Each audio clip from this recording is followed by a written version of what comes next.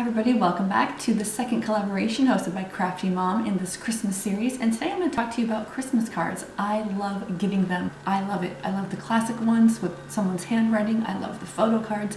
Call me Charlie Brown, but every time I check the mail in December, I'm hoping that there is a card or two in there.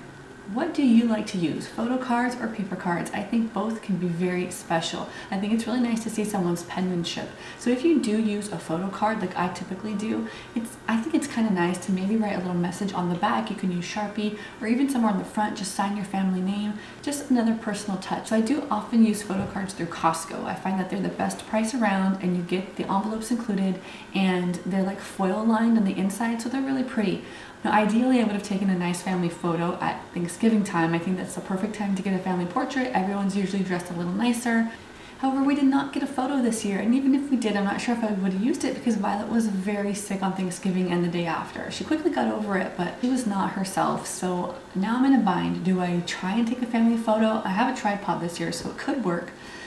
Or do I just find something that I have and do a collage of photos? I don't know, but time's running out. If you do want to see my Christmas card, I'll probably share it over on Instagram sometime later in the month once it's finally done. To make sending them out a little easier, here are some tricks that I like to use. First of all, I just have my address printed up on address label stickers. I love these stickers. These are the stickers I used to use to label things around my home before things like washi tape became readily available. If you have a stamp, that would look really nice too. I like the look of a stamp as opposed to an address label sticker. So how many people do you send your card to? Well, I like to send it to a little bit beyond my close friends and family. So not as extended as the big wedding group, but if you wonder how they're doing often throughout the year, these are kind of good rules of thumb for who to send cards to. When I was still working, I would just take one card and put it in the staff room. I think we all did that, so it prevents you from having to give one to everybody in the staff, although I probably did give one or two more to my close friends and my colleagues that I work with most closely. I just send the same card to everybody, but I know that it is somewhat common to have two different cards, like your kind of more fancy or expensive card that you send to the top people in your life, and then another, maybe lesser expensive card that you send to everyone and everyone. But one thing that doesn't waver in price is postage. So whether or not you're buying an inexpensive card, it can still add up. So I try to keep the list to the people who I think really care about me and my family. What I've done in the past is I just hand wrote who I sent a card to. So it would be titled, Christmas card 2010 and everyone who I sent it.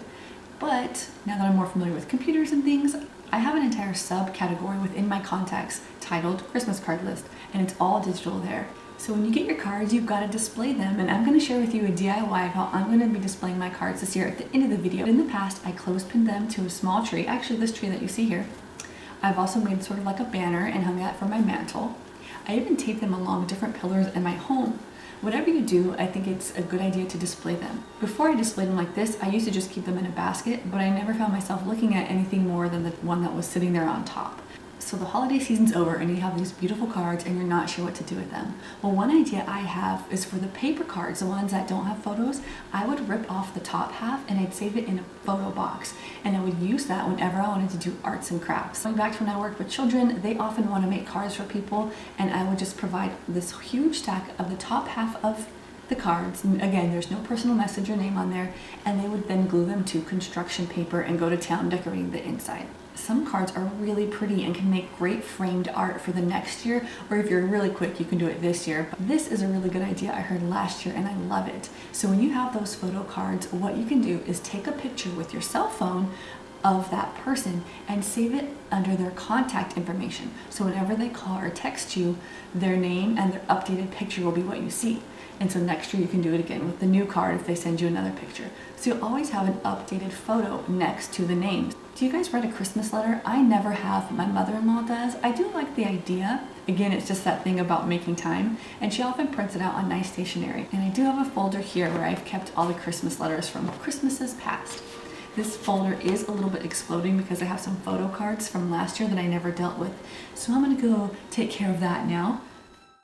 So before you go, I wanted to share with you how I keep a record of my family's Christmas cards. So I used this small scrapbook I got last year from Michael's, plus with my 40% off coupon, it really wasn't expensive. And I like that I can easily fit the 5x7 card from Costco there. So this was my last year's card, all pictures of Olivia, a selfie shot, and a pregnancy announcement all in one. This was the year before. She was just about 3 months old. And with Costco, you do get like 4 or 5 free calendars that come with it. So that's kind of nice, although I'm usually so done with it, I just pick any picture. This is one Brian and I made before kids. We are pretty goofy people once you get to know us. Here's one we had of our dog, and then Olivia's Santa picture. And I have a lot of room to grow, so I plan to keep doing that year after year. And now here's my DIY. So I'm using the remainder of the foam board from my DIY Dollar Tree Christmas Village, and I'm cutting 3 equal pieces and then simply just hot gluing on some clothespins. I wanted to use these mini ones, but I didn't have enough and I couldn't quite get it to look right. So I'm just going to use those to hang Olivia's art this month. And with a command Velcro strip, I applied them to my wall right by the front door. Here's an example of what it looks like using last year's cards. So I cannot wait to receive more cards. Thanks for watching, guys. I'll see you in my next video. Bye.